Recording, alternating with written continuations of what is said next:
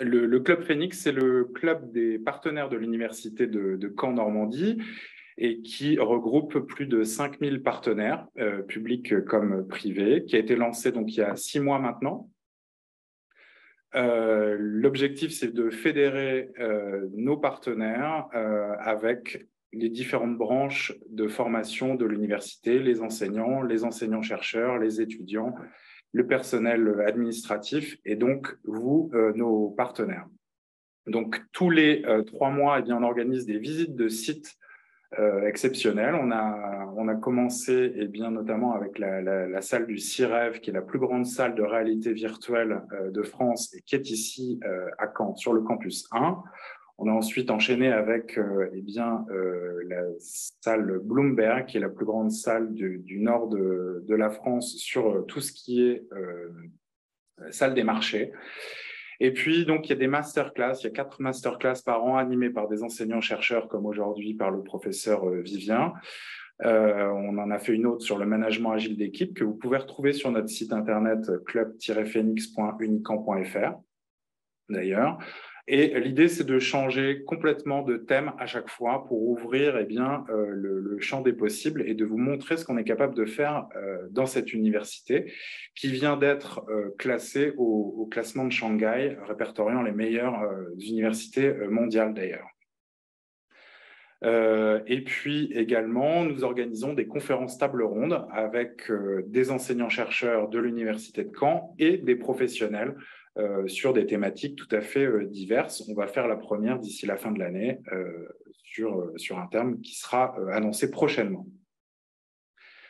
Voilà ce que je pouvais vous dire. En termes de nouveautés, eh bien, le Club Phoenix vient d'adhérer à 2 clubs, le club de la CCI de Caen-Normandie sur le club territoire et innovation, et ainsi que le club de la CCI Normandie générale qui s'appelle Dynamique Export et qui regroupe les entreprises de l'export en Normandie. Et également, nous avons adhéré à la marque Choisir la Normandie, qui est la marque de marketing territorial de la région. Et tout récemment, nous avons mis en ligne la version anglaise du site du Club Phoenix afin de nous internationaliser. Voilà, donc maintenant, on rentre dans le vif du sujet avec le masterclass dont le titre est « Un exemple de partenariat public-privé pour la recherche biomédicale » à l'Institut Blood and Brain à Caen, en Normandie. Cet institut constitue un groupement de recherche unique de dimension internationale. Ils ont d'ailleurs fait un colloque il y a moins de 10 jours. Et donc, dimension internationale, innovant dans ses approches et dans son organisation, et qui rassemble les chercheurs en recherche fondamentale et appliquée, des cliniciens, des entreprises privées. Et BBATSI, comme on le dénomme, a comme objectif de permettre le développement rapide de nouveaux outils de diagnostic et de traitement des maladies du système nerveux. Un petit mot sur le professeur Denis Vivien, qui est professeur de biologie cellulaire à l'Institut Blood and Brain et de l'Université de Caen, Normandie, et à l'INSERM. Également, le professeur Vivien est également praticien au CHU de Caen en biologie cellulaire. Il est le chef du centre des ressources biologiques et conseiller scientifique au guichet pour l'innovation et les partenariats. Membre de l'Institut universitaire de France, directeur de l'INSERM dans la partie physiopathologie et image des troubles neurologiques. Et enfin, directeur scientifique pour la plateforme européenne expérimentale sur les AVC. Voilà, je lui laisse la parole tout de suite et je vous remercie. Je vous souhaite un très bon masterclass. Bonjour à tous. Merci pour l'invitation et pour l'introduction. Je vais mettre mon diaporama.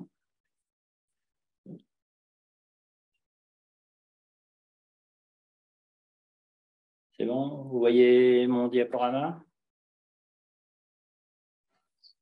Non. Non. Alors, il faut peut-être mettre partagé sur le...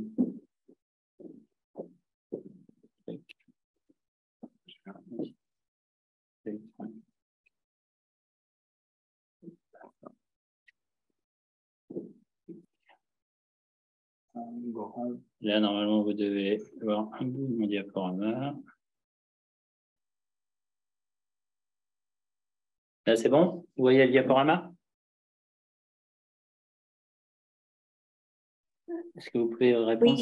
Oui, c'est bon, merci. Oui. Donc, merci pour l'invitation. Donc, je vais essayer de vous présenter quelques exemples de partenariats public-privé au sein de l'Institut Blood and Brain à Caen-Normandie. Je vais d'abord introduire l'Institut, ce qu'on y fait, et puis je vais vous donner quelques exemples et je vais insister sur un exemple de partenariat public-privé qui se développe depuis plusieurs années à Caen et qui semble fonctionner. Donc, tout d'abord, l'Institut Bibiazzi, c'est un groupement d'intérêt scientifique que l'on a créé maintenant 3 ans, qui a comme membre fondateur l'INSERM, donc l'Institut national scientifique et de recherche médicale, donc une EPST, l'Université de Caen et l'hôpital de Caen. Donc ça, c'est déjà une situation un peu originale d'associer université, un organisme de recherche et un hôpital dans une structure commune, Blood and Brain at Caen-Normandie. Et l'objectif principal, outre les activités de recherche que je vais vous montrer tout à l'heure au sein de cet institut, c'est d'être the place to be for working on the blood and brain interaction. Et l'idée, c'est arriver à ce que les gens qui travaillent dans l'institut, mais aussi les gens à l'extérieur de l'institut, se disent, si je veux travailler sur les interactions entre le sang et le cerveau, eh bien, il faut que j'aille à Bibiazzi. Ça, c'est l'objectif principal.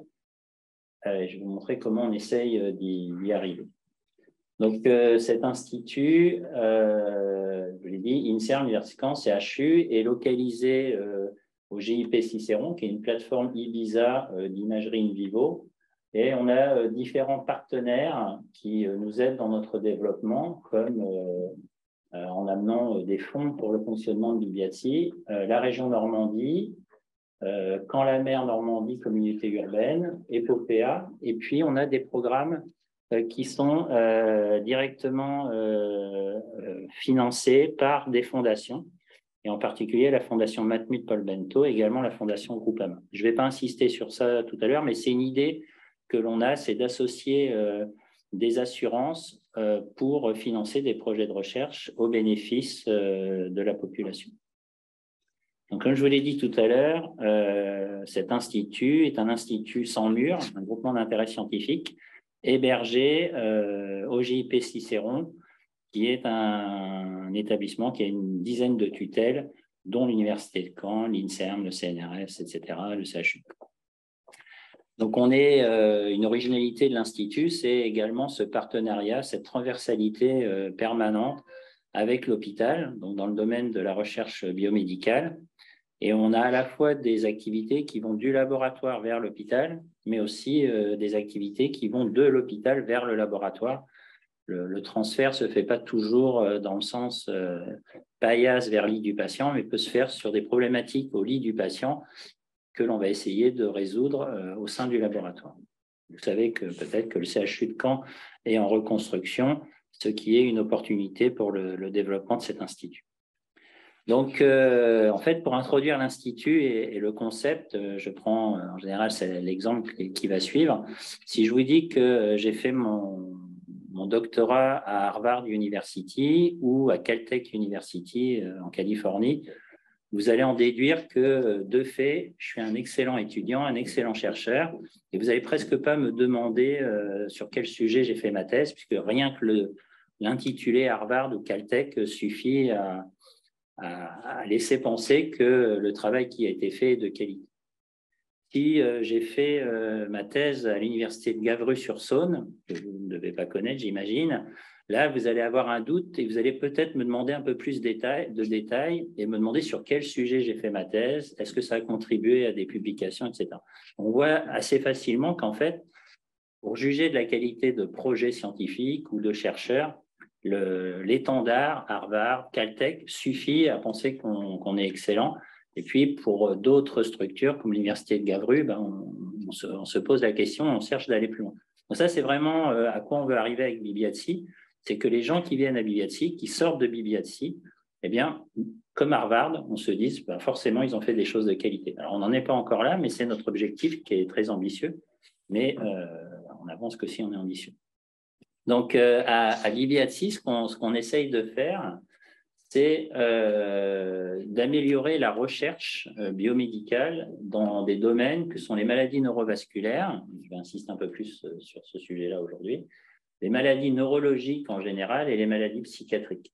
Donc actuellement, c'est à peu près 150 à 200 chercheurs, enseignants-chercheurs, cliniciens, étudiants, doctorants qui travaillent de concert à ces objectifs avec des partenaires privés dont je vais vous donner quelques exemples aujourd'hui.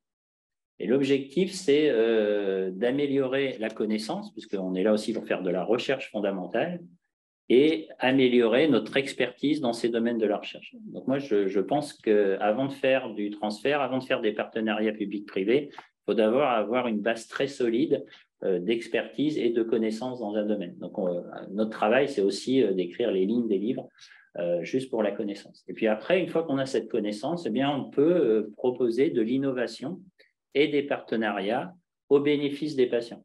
Et ça, c'est un point important parce que souvent, on a peut-être tendance à déconnecter le partenariat académique, privé, et en particulier les travaux de collaboration avec le privé, du bénéfice pour les patients.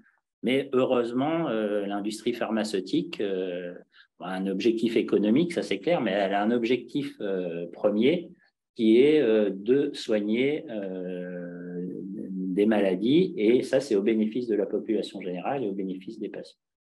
Et le dernier point, donc, c'est mettre de tout ça en musique, associer les pages du puzzle pour que ces avancées scientifiques soient au bénéfice du public et des patients, et aussi faire connaître ce que l'on fait dans cet institut. C'est l'objectif du Club Phoenix, faire connaître à des partenariats, à des partenaires privés, ce qu'on fait dans le domaine académique pour initier des collaborations. Et en particulier, on travaille avec les associations de patients qui nous aident à faire avancer nos travaux et à convaincre les pouvoirs publics de financer nos travaux. Vous avez sur la droite de cette diapositive une liste des entreprises qui travaillent en partenariat avec BIBIADSI. Certains sont directement hébergés à BIBIADSI. Et d'autres… Excuse-moi, Denis, c'est Damien. Est-ce que tu pourrais passer en mode plein écran? Parce que là, tu es en présentateur et on voit en petit en fait tes diapos. Attends, pour faire ça… Tu dois avoir paramètres d'affichage là-haut. Et tu dois pouvoir basculer en haut, au milieu. Paramètres d'affichage, tac. Ouais. Et là, tu vas basculer entre… suivre ça, là, basculer. Là, c'est mieux? Ouais, là, c'est très bien. OK, merci. Et donc, vous avez à droite les différents partenaires privés qui travaillent avec BIBIADSI. Certains ont des liens très forts, d'autres des liens un peu plus distants. Mais c'est comme ça qu'on travaille, c'est-à-dire que les personnes qui sont au sein de BIBIADSI peuvent avoir une vie commune au sein de BIBIADSI, mais ils ont aussi une vie privée et ils peuvent faire des choses en lien avec BIBIADSI, mais ils peuvent aussi avoir une vie à côté de BIBIADSI. Donc, c'est vraiment de faire des partenariats, mais on n'est pas contraint de tout le temps travailler ensemble et surtout. Donc, il y a différents laboratoires qui participent à l'aventure. Donc, l'unité INSERM-FIND, dont je suis le directeur, principalement. Et puis, on a créé des équipes juniors avec 2 équipes juniors avec des recrutements de jeunes chercheurs étrangers qui développent des nouvelles thématiques au sein de BIBIADSI.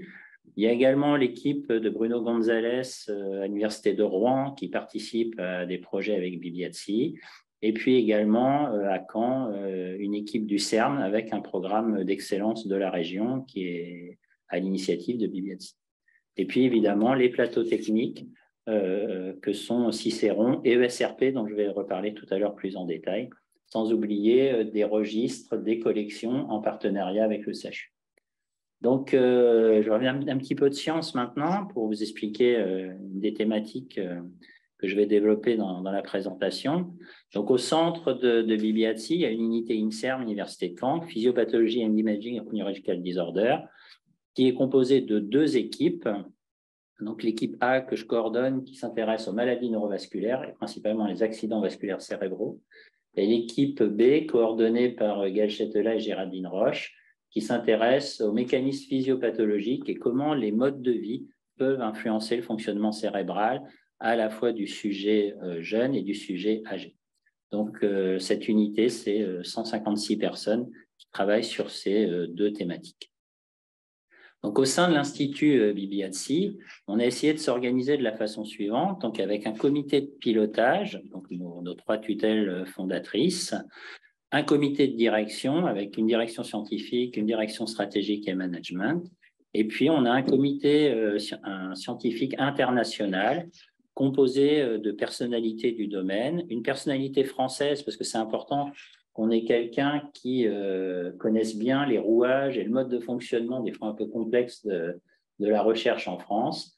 Et puis, donc Marie Vidaillé, qui est à l'Institut du cerveau à Paris, et puis des personnalités du domaine, par exemple le professeur Englo, qui est la chaire de neurosciences d'Harvard, Peter Roswell à l'université d'Oxford, Martin Dishkans, qui est un énorme centre de recherche stroke and dementia à Munich, et Dirk Diepel, qui a un peu révolutionné la prise en charge des patients qui ont des AVC dans le monde, donc qui font partie de notre scientific board. Puis on essaie de mettre en place également un conseil consultatif de la société civile, voilà, avec par exemple Christian Streff, qui est membre, qui est un ancien PDG d'Airbus Industries, de Peugeot, et qui a été à l'origine d'un livre et d'un film qui s'appelle L'homme pressé, puisque Christian a subi un AVC dont il s'est très bien remis. Et donc, on a également au sein de Bibiazzi voilà, des thèmes de recherche qui sont soutenus financièrement par l'Institut et par nos partenaires, que vous pouvez voir cités ici. Donc, une des pathologies qui nous intéresse sont les accidents vasculaires cérébraux. Là, je vais être un peu sur des chiffres qui font un peu peur, mais voilà, pas trop s'inquiéter non plus. Donc, c'est 1 personne sur 6 qui va subir un AVC dans sa vie, s'il a une vie jusqu'à à peu près 80 ans. Il y a à peu près un AVC toutes les 6 minutes en Europe et une personne qui en décède toutes les 14 minutes. Donc, les signes de l'AVC, c'est des signes que vous connaissez, c'est une perte de la symétrie de la face, des problèmes de langage, des problèmes de la vue, des problèmes moteurs, qui même s'ils sont transitoires, doivent être considérés comme une urgence neurologique. Et il faut absolument appeler rapidement le 15 ou aller aux urgences les plus proches. Mais cette urgence neurologique, qui est l'accident vasculaire cérébral, c'est également une urgence sociétale, puisque si on regarde un petit peu les chiffres, en France, c'est 140 000 nouveaux cas chaque année, soit un toutes les 4 minutes en France. C'est la deuxième cause de mortalité, c'est la première cause de mortalité chez la femme. Malheureusement, 20% des personnes décèdent dans l'année qui suit un AVC. C'est la première cause de handicap physique acquis de l'adulte et c'est souvent un peu oublié, mais c'est la deuxième cause de démence après la maladie d'Alzheimer. Donc, c'est une pathologie qui a comme facteur de risque important l'âge. On ne peut pas contrôler l'âge. C'est 25% des cas, 75% des cas ont plus de 65 ans, mais 25% des cas ont moins de 65 ans. Donc, ce n'est pas qu'une pathologie de la personne très âgée. 50% des survivants vont conserver un handicap et malheureusement, beaucoup d'entre eux vont nécessiter une prise en charge de longue durée. Donc, c'est une pathologie, un événement aigu, mais les conséquences de l'AVC sont une pathologie chronique avec un fort impact sociétal et économique. Énormément de patients vont avoir des très grandes difficultés à reprendre une activité normale avec des problèmes de sommeil, de concentration, etc. Et il y a également des AVC de l'enfant et du nourrisson, 500 à 600 cas en France chaque année. La prise en charge des AVC, c'est un traitement pharmacologique où on va injecter chez les patients une molécule qui va déboucher les vaisseaux, qu'on appelle l'altéplase ou l'actilyse. Et donc, ça se fait en urgence et les patients doivent être traités dans une fenêtre thérapeutique très courte qui est de 4 à 6 heures après l'apparition des symptômes et ça nécessite une structure spécialisée dans un hôpital qu'on appelle une unité neurovasculaire. Et depuis quelques années, ce traitement pharmacologique pour déboucher les vaisseaux est associé à un acte chirurgical endovasculaire qui va consister à retirer ce caillot si le traitement pharmacologique n'a pas été complètement efficace. Si on regarde cette prise en charge, en fait, il n'y a qu'à peu près moins d'un tiers des patients qui vont pouvoir avoir ce type de traitement. Et parmi ce tiers de patients qui ont accès à ce traitement, moins de la moitié d'entre eux vont réellement avoir un bénéfice neurologique de ce traitement. Donc, il y a une place importante et une nécessité importante de développer de nouvelles stratégies thérapeutiques. Et donc, au sein de Bibiatsi, on s'intéresse à ces mécanismes et on a identifié des nouvelles fonctions ces 15 dernières années d'une molécule clé dans la prise en charge des AVC, à la fois cette molécule qui débouche les vaisseaux, qui sont la cause des accidents vasculaires cérébraux. Et en gros, on a montré que cette molécule était capable de moduler la manière dont les neurones communiquent entre eux et également capable de moduler l'intégrité des vaisseaux qui font cette barrière entre la circulation cérébrale et le parenchyme cérébral. Donc, en gros, on a une molécule qui a 3 fonctions. Une fonction très bénéfique qui est de déboucher les vaisseaux et 2 fonctions plutôt délétères qui vont être d'affecter la manière dont les neurones communiquent entre eux et de favoriser ce qu'on appelle les transformations hémorragiques, c'est-à-dire le risque d'une hémorragie cérébrale après prise en charge thérapeutique par les 2 stratégies que je vous ai montrées avant. Et donc, depuis pas mal d'années, notre laboratoire, sur la base de ces travaux très fondamentaux, a développé des outils, potentiellement des outils pour de nouvelles thérapeutiques, qui pourraient améliorer la prise en charge de ces patients. Donc, je vous donne ici 2 exemples très rapides. Donc, ce sont 2 startups qui sont issues de brevets du laboratoire. Optulysis, qui est dirigé par Jérôme Park, ici à Caen. Le siège est en Belgique, mais la plupart des travaux de recherche se font ici à Caen. Et Optulysis a développé une molécule qui ressemble à la molécule de référence, mais pour lequel on l'a optimisée, c'est-à-dire on a enlevé ses effets délétères. Et Jérôme devrait démarrer un essai clinique très prochainement, vraisemblablement aux États-Unis. Il a obtenu un label de drogue orpheline sur cette approche thérapeutique. Et puis une autre société, Lys Thérapeutique, qui développe pour une application clinique un anticorps médicament issu du laboratoire. Lys Thérapeutique a un double siège, Caen et Lyon. Et donc, c'est une stratégie, là aussi, qui vient bloquer ces effets délétères du traitement de référence des accidents vasculaires cérébraux. Donc, je ne vais pas aller plus en détail dans ces 2 exemples. Vous voyez, c'est des startups, donc un vrai partenariat académique privé pour le développement de médicaments. Et il faut être conscient que le développement de médicaments, ça ne peut pas se faire au sein d'une structure académique, ça ne peut se faire qu'en partenariat avec des structures privées. Donc l'exemple sur lequel je vais plus insister aujourd'hui, c'est une plateforme que l'on a créée à Caen qui s'appelle Experimental Stroke Research Recovery Resource Platform, ESRP, qui est en fait une structure qui teste des stratégies thérapeutiques dans le domaine des accidents vasculaires cérébraux, à la fois pour des partenaires académiques et à la fois pour des partenaires privés. Et je vais vous montrer comment on a construit cette entité. Et c'est aujourd'hui un vrai partenariat public-privé qui fonctionne sur le site de Caen. Donc, cette plateforme ESRP, c'est une plateforme thématique de l'Université de Caen, hébergée à l'Université de Caen, au Centre universitaire de ressources biologiques, sur le plateau nord, dans le périmètre du GIP Cicéron. Et on a créé cette structure en 2012, et elle a été labellisée par le JCIBISA en 2012, 2013 et 2016.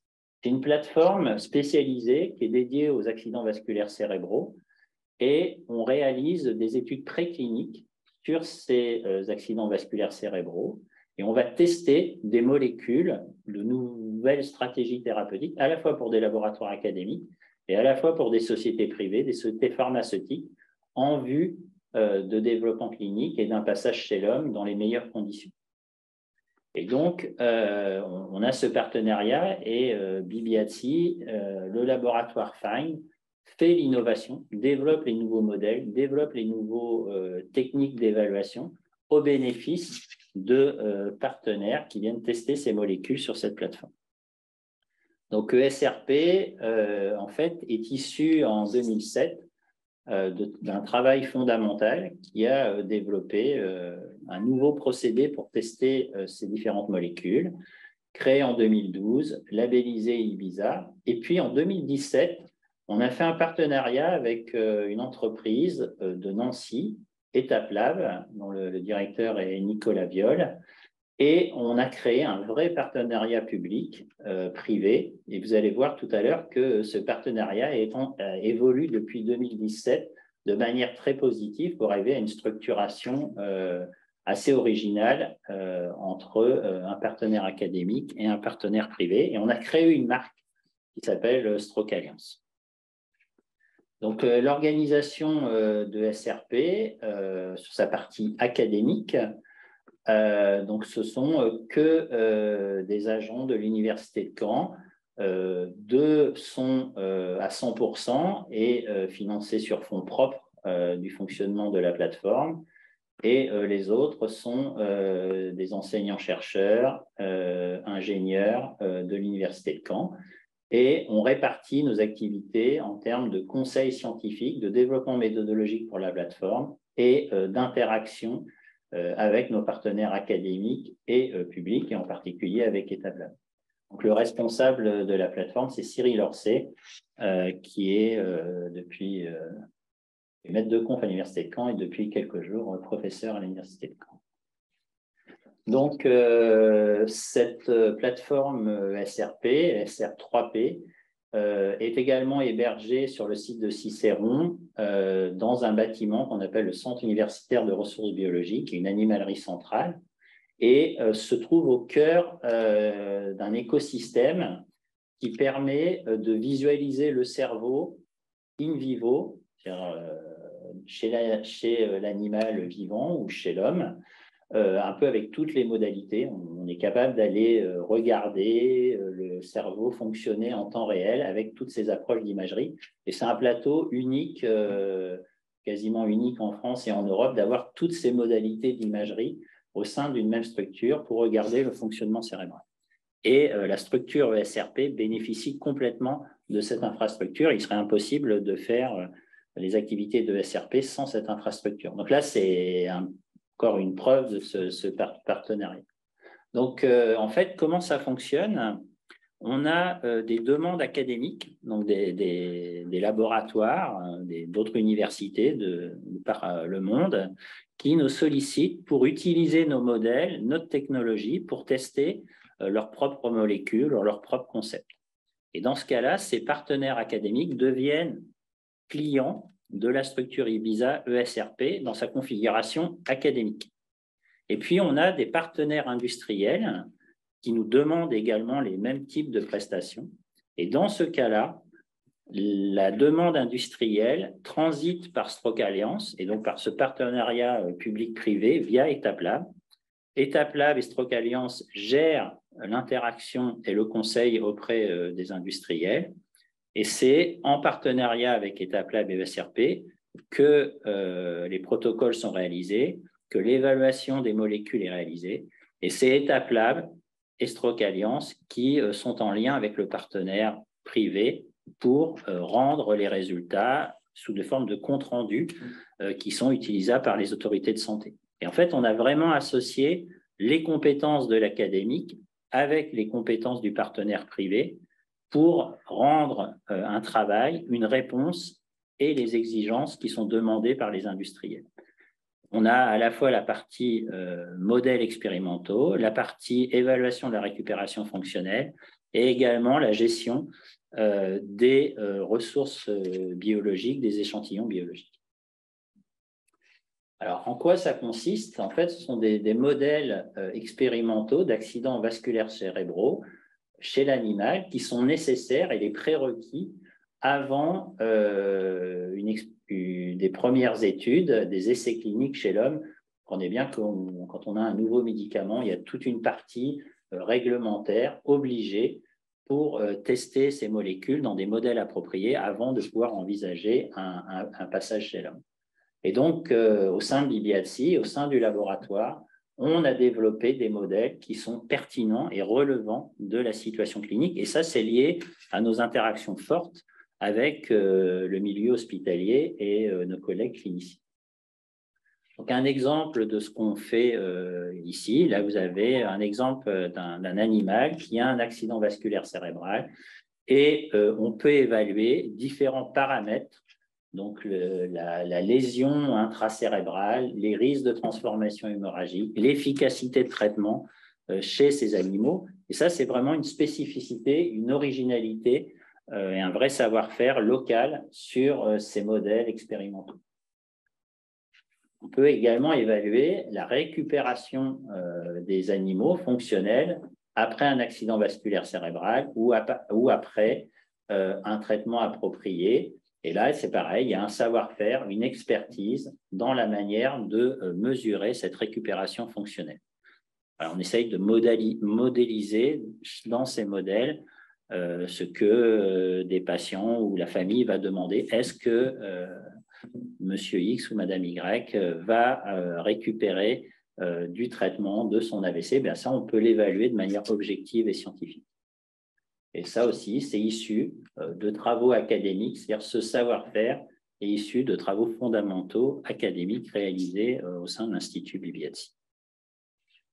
Et puis, on a également développé plus récemment un centre de ressources biologiques, c'est-à-dire que les échantillons biologiques, plasma, sérum, tissus, issus de ces études sont stockés avec l'ensemble des données précliniques associées, ce qui va permettre également d'échanger ces outils avec nos partenaires académiques et privés et diminuer de ce fait l'expérimentation animale et optimiser l'utilisation des animaux pour tester des molécules avant des études ou des tests chez l'homme. Et donc, on a développé toute une méthodologie qui, là aussi, est parallèle à ce qui peut se faire dans un établissement hospitalier pour la gestion des ressources biologiques. Donc, il y a tout un niveau d'exigence et de qualité qui correspond aux demandes des industriels qui veulent tester ces molécules et aux demandes des autorités de santé avant de pouvoir démarrer une phase clinique chez l'homme. Et donc, ce système, il fonctionne très, très bien. Vous avez ici l'évolution du nombre de prestations réalisées par la plateforme ESRP ces dernières années, donc en lien avec EtapLab et Stroke Alliance. Et vous voyez que la typologie de ces prestations est très équilibrée, en gros 50-50 entre partenaires privés et partenaires publics. Vous voyez également que la répartition financière de ces prestations est plus élevée pour les partenaires privés, et ça c'est logique puisque les tarifications sont différentes pour les partenaires académiques versus les partenaires privés, ça c'est lié aux exigences d'Ibiza pour ce type de plateforme. Vous voyez que la répartition géographique internationale est pour moitié la France et pour l'autre moitié le reste du monde, 36% en Europe, 16% hors Europe. Et vous voyez également ici la répartition géographique en France des différents partenaires. Donc, on a bien une plateforme qui a une vraie vocation nationale et internationale. Un exemple de prestation que l'on peut réaliser, vous avez ici un industriel néerlandais, c'est un mode de financement sur des fonds privés, et on a évalué 2 nouvelles molécules pour la prise en charge des AVC. Ça a fait l'objet d'une publication, ça c'était vraiment dans la configuration Stroke Alliance, partenariat public-privé. Ça a fait l'objet d'une publication internationale dans laquelle l'Université de Caen est dans la liste des auteurs. Et en plus, SAD Industriel, sur la base des travaux réalisés sur la plateforme, a fait une levée de fonds importante qui lui permet de poursuivre le développement de son produit en vue d'une application chez l'homme. Donc, on a complètement rempli les objectifs. Un autre exemple de développement qui se fait pour améliorer, on essaye de développer des techniques qui permettent de faire de l'imagerie cérébrale, exactement comme elle se fait chez l'homme, sur ces modèles d'accidents vasculaires cérébraux, pour essayer à chaque fois d'être le plus proche possible des conditions chez l'homme, pour essayer que les tests que l'on fait chez l'animal soient le plus prédictifs des résultats d'un essai clinique au bénéfice des patients. Ça se fait entre autres, grâce à l'apport des techniques d'imagerie qui sont sur le site de Cicéron. Ici, c'est une IRM, IRM7 Tesla, donc à très haut champ, qui nous permet de visualiser chez l'animal vivant des phénomènes biologiques, moléculaires, qui sont des cibles thérapeutiques pour ces pathologies. Et grâce à ces développements méthodologiques, qui font l'objet de brevets, dans lesquels aussi l'Université de Caen est partenaire, eh bien, on développe des nouvelles techniques d'imagerie qui sont uniques en France et quasiment uniques en Europe, avec l'arrivée récente d'une machine qui s'appelle Magnetic Particle Imaging, qui est vraisemblablement, à nos yeux, la révolution et l'imagerie médicale de demain. Donc, ce que je veux dire par là, c'est que ce partenariat public-privé, il n'est possible et il n'est gagnant-gagnant que si l'académique peut rester au top ou au dernier cri de la technologie. Et en fait, les industriels ne viendront nous voir que si on est performant et si on a les dernières technologies du moment, les derniers outils du moment, les plus relevants pour pouvoir passer l'étape importante du passage en clinique.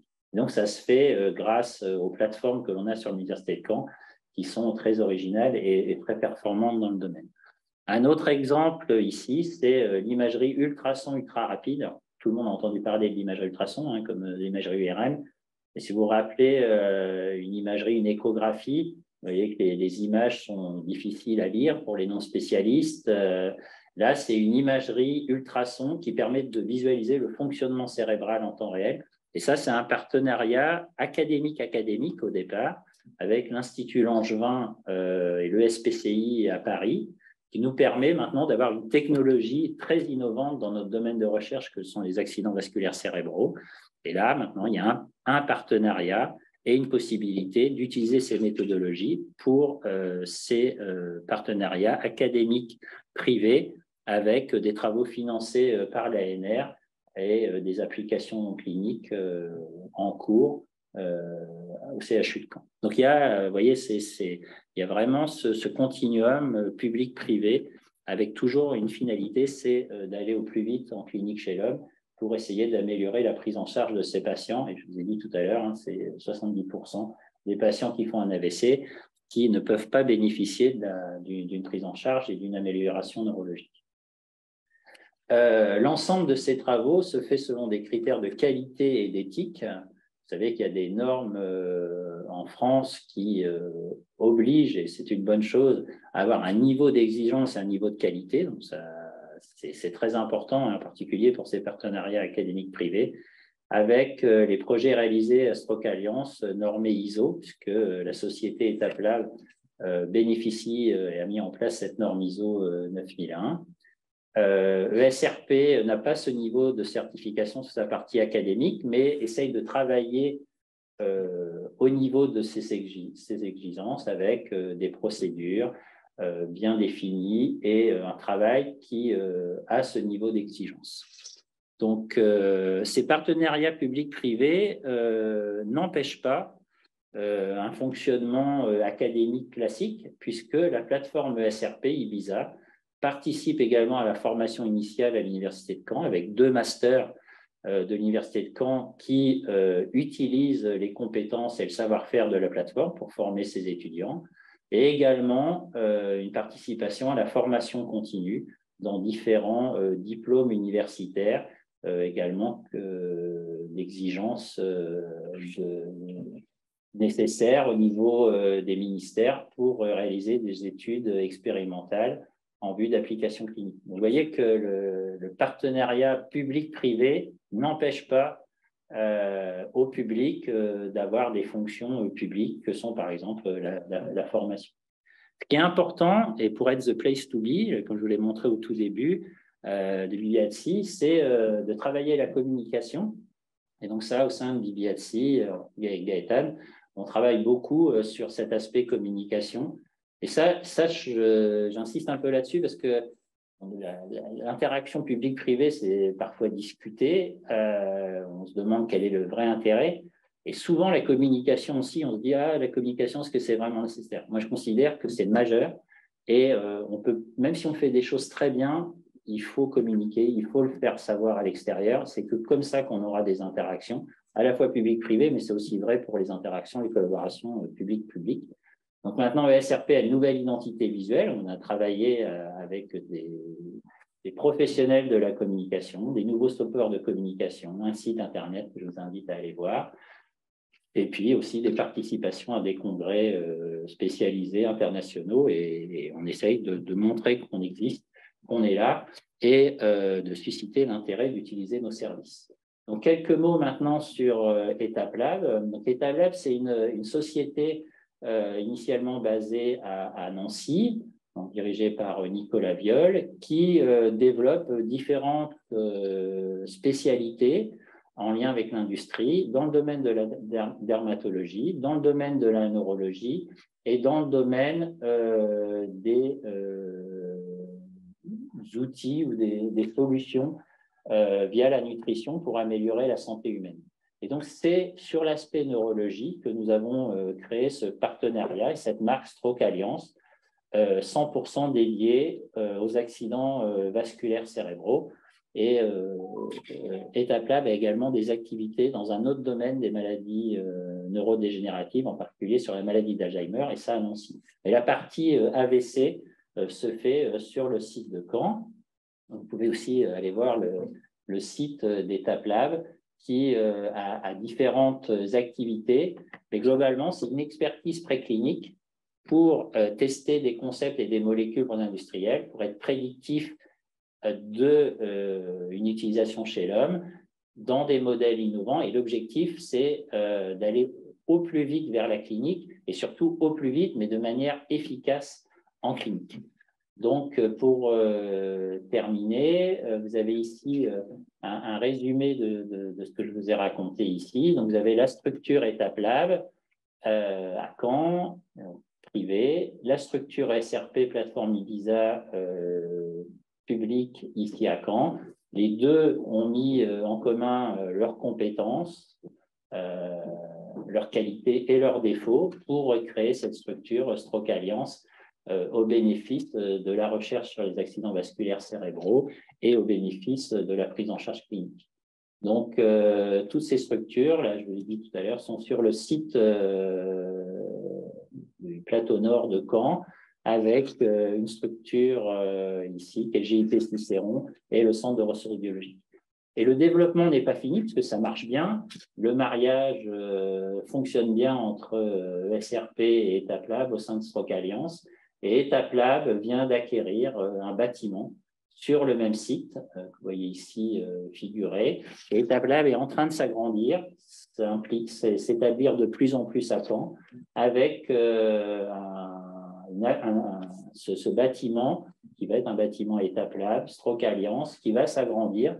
Et l'objectif, maintenant, d'ici 1 an, c'est d'investir ce nouveau bâtiment et continuer de développer l'activité EtapLab Stroke Alliance sur le site Canet, avec un bâtiment de plus de 500 mètres carrés et de manière importante aussi pour le site, pour la région, pour l'université, eh bien, des nouvelles embauches et des embauches d'étudiants formés à l'Université de Caen, qui ont réalisé leur thèse au sein de Bibiazzi et qui maintenant partagent leur expérience et leurs compétences au sein de cette structure EtapLab en lien avec le SRP Stroke Alliance. Donc, en fait, ce qu'on veut faire, c'est vraiment gagnant-gagnant entre public et privé.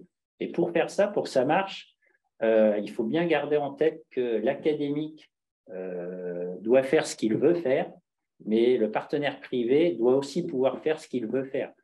Et voilà, on n'a pas les mêmes objectifs quand on est une entreprise, un partenaire privé, que quand on est un partenaire académique. Il faut juste le savoir, que ça soit posé sur la table, le respecter, mais l'association des deux est vraiment un système gagnant-gagnant. Là, j'ai repris un schéma, voilà, le Win-Win Transfer Cycle. C'est exactement comme ça qu'on fonctionne. Il y a des projets de recherche. Ces projets de recherche créent de la connaissance et des modèles innovants. Ils utilisent des fonds publics. Là, on crée de la propriété intellectuelle, du savoir-faire. On crée des publications scientifiques. On crée de la connaissance. Donc, on fait notre travail de chercheur académique. Mais ces connaissances, cette propriété intellectuelle, ce savoir-faire peut aussi bénéficier à des partenaires privés et à ces interactions publiques-privées. Le partenaire privé amène ses compétences et ses connaissances, et sur tout ça, il y a un retour financier, à la fois pour le partenaire privé, parce que le partenaire privé il doit gagner de l'argent, mais aussi un retour financier sur le partenaire académique qui, lui, peut utiliser cet argent pour continuer à être innovant, continuer à développer sa recherche, acheter du matériel, financer des étudiants. Voilà, c'est ça le partenariat université-industrie, la collaboration qui, dans le cas présent, fonctionne. Voilà, j'ai terminé, donc je vous remercie d'avoir écouté. Et voilà, l'objectif, c'est de continuer de construire et d'avancer dans ces partenariats publics-privés qui, je crois, sont très bénéfiques à l'académique et très bénéfiques au public en respectant les objectifs et les missions de chacun. Merci. Merci beaucoup, professeur Vivien. Je ne sais pas s'il y a des personnes qui ont des questions. Vous avez des questions? Si vous avez des questions, vous pouvez utiliser le micro ou dans le chat.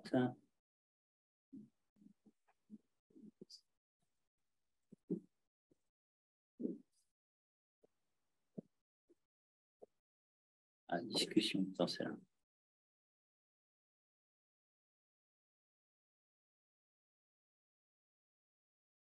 Ça, c'était avant. Alors, je n'ai pas trouvé la plateforme ESR3P. Alors, en fait, le site Internet, actuellement, il faut taper esrp.fr et le nouveau site ESR3P va bientôt être mis en ligne dans les jours qui viennent. Voilà, donc si vous tapez esrp.fr, vous avez le site Ibiza. Si vous tapez Stroke Alliance, STROK@LLIANCE,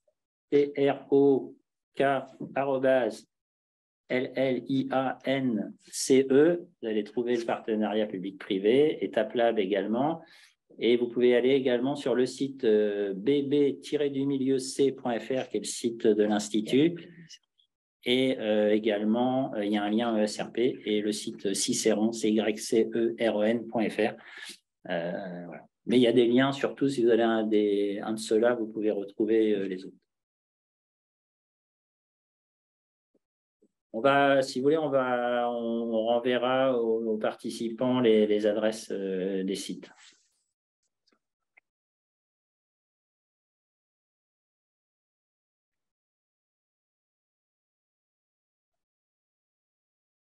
Est-ce qu'il y a d'autres questions, peut-être?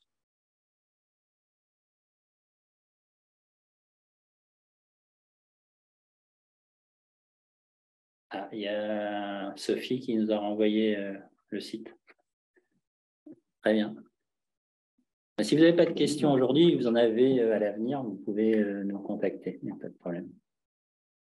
Un mail peut-être Oui, alors en mail, Vivien, VIVIEN, @Cicéron, CYCERON.fr.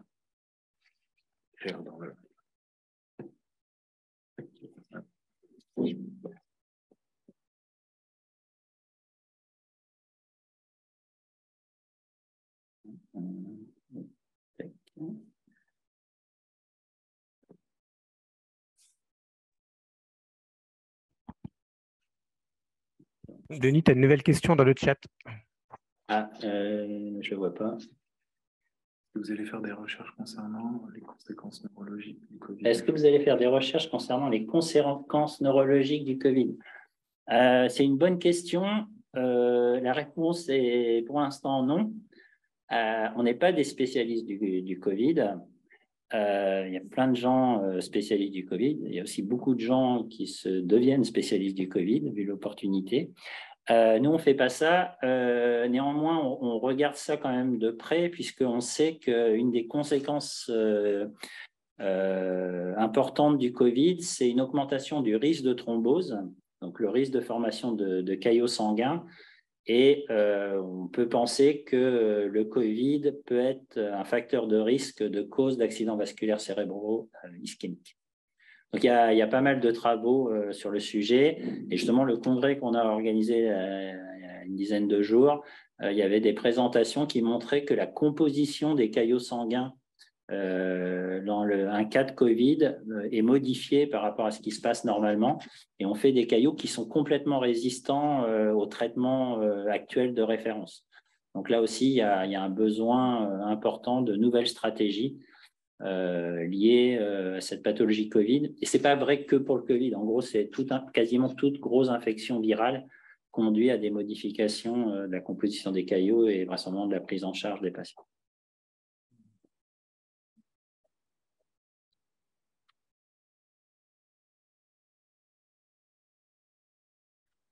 Moi, j'ai une question de manière assez concrète sur justement les partenariats publics-privés. L'argent que vous recevez en tant qu'établissement public, ou en tout cas, comment vous pouvez le réinjecter en termes d'investissement? Est-ce que c'est pour des machines? Est-ce que c'est pour des doctorants, par exemple?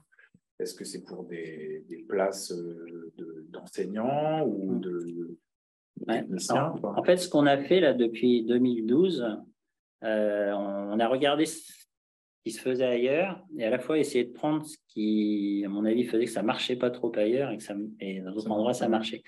Donc, la plateforme ESRP est complètement déconnectée du laboratoire. C'est-à-dire que ce ne sont pas les mêmes personnes, ce ne sont pas les mêmes matériels et ce ne sont pas les mêmes bâtiments, les mêmes endroits. Donc, la plateforme ESRP est dans des locaux qui sont autres que ceux du laboratoire FIND et Bibiazzi. Le personnel est dédié à la plateforme. Ce n'est pas les étudiants du labo qui font les manips de la plateforme, c'est du personnel dédié. Et le matériel est également dédié.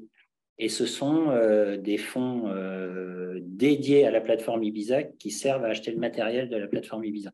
Ce n'est pas les fonds du laboratoire. Et je pense que ça marche depuis 10 ans parce qu'on a bien séparé ces deux activités. Mon laboratoire n'utilise pas la plateforme. Il a interdiction d'utiliser la plateforme pour éviter justement qu'il y ait cet overlap qui se crée à un moment donné, puis on ne sait plus qui est qui.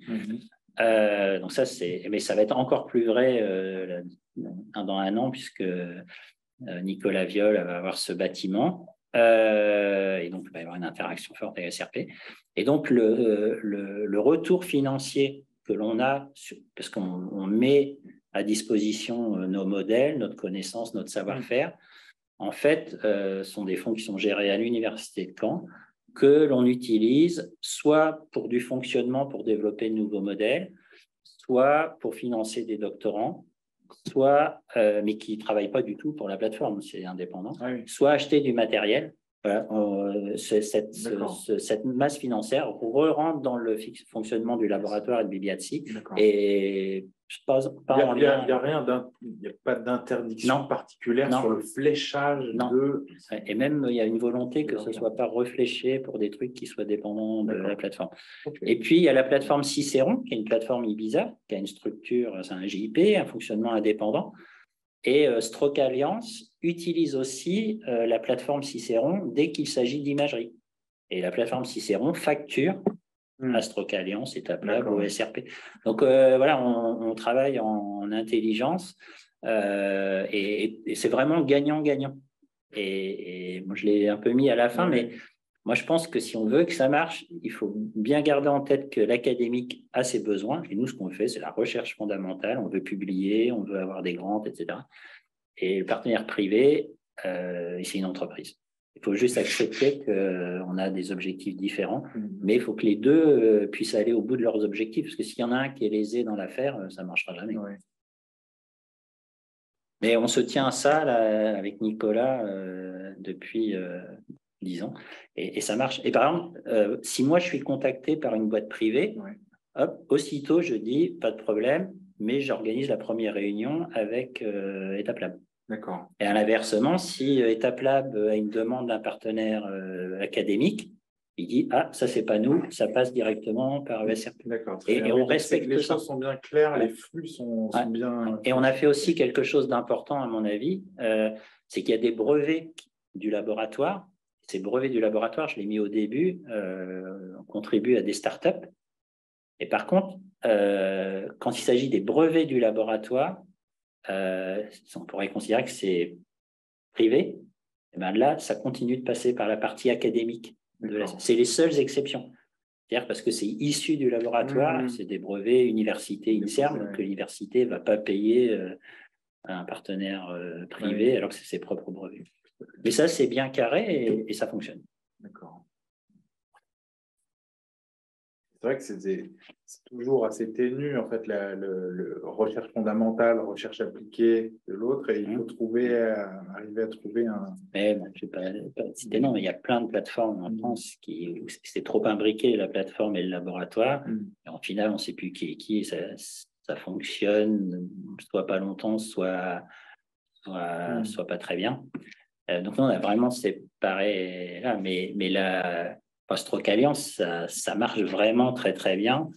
Les clients sont contents. Et puis, pour qu'un industriel achète un bâtiment et grandisse un bâtiment, ça plante ici, c'est que ça marche.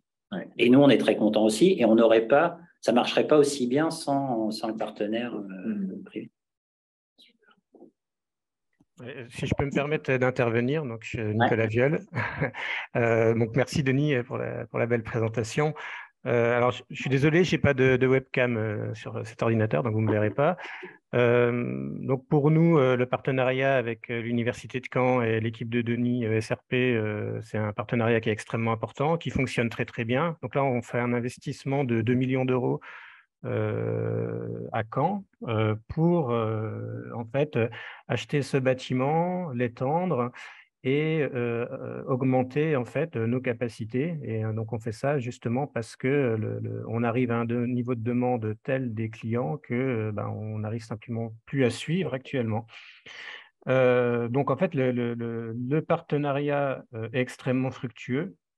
Et il est fructueux parce que, enfin, je veux dire, les clients sont contents, ils sont satisfaits et ils recherchent, en fait, ils trouvent que l'interaction université ou public-privé est extrêmement vertueuse. C'est-à-dire que nous, en tant que CRO, on n'est pas capable d'avoir les outils et les niveaux de connaissances qui sont ceux de l'université.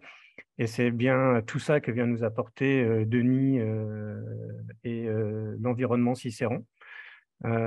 Et voilà. Et en même temps, les maîtres de conférences, on comprend qu'ils sont pas, ils ont beaucoup de choses à faire et ils n'ont pas forcément la capacité de faire le suivi quotidien d'études tel que l'attend un client industriel, simplement parce qu'il a un autre métier à côté et que c'est un métier à plein temps que de suivre ces projets.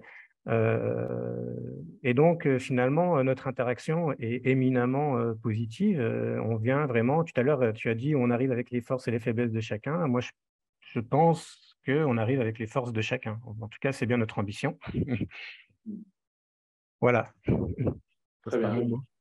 Merci Nicolas pour ce complément, parce que moi j'ai donné ma version académique, mais que le privé donne. Tout à fait, merci de cette intervention complémentaire et parfaite dans le thème du sujet. Et ravi que ça se passe aussi bien. S'il n'y a pas d'autres questions, on va conclure.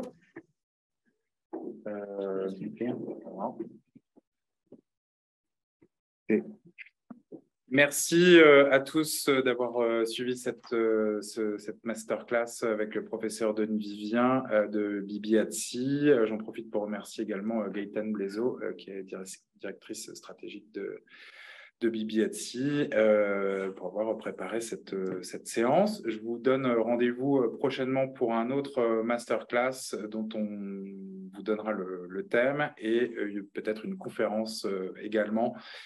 Table ronde en physique cette fois sur un des sites de l'Université de Caen-Normandie. Il me reste à vous remercier et très bonne journée à tous. Au revoir.